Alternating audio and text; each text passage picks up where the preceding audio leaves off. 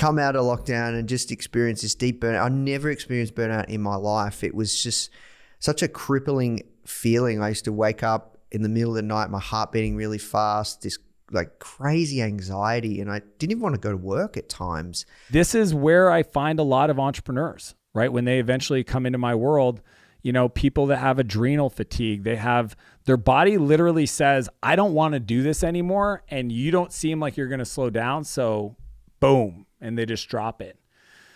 So the short answer of how I help them is this framework called the buyback loop. And the buyback loop's based on a principle called the buyback principle, which states you don't hire people to grow your business. You hire people to buy back your time.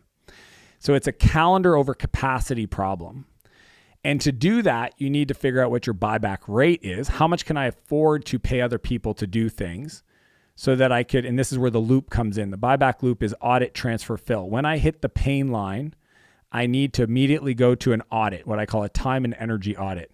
And we walk through their calendar and we figure out all the things that take energy from them, all the things that give them energy, all the things that are low cost to pay somebody else to do, and then all the things that would cost a lot. So I use a $4 sign symbols. $1 sign is low cost, $4 is high.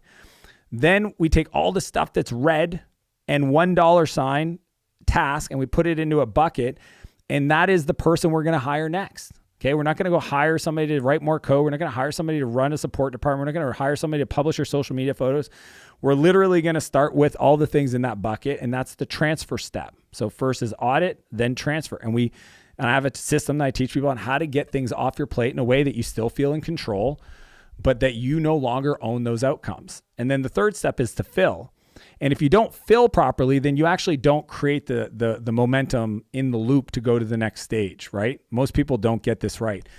Filling is one of three things. Filling is a decision to invest in either doing the thing that you do best that makes you money. So if you buy back 10 hours a week and you're a designer and you're getting paid $100 an hour and your buyback rate's only like $12, yeah, go do more design work, right?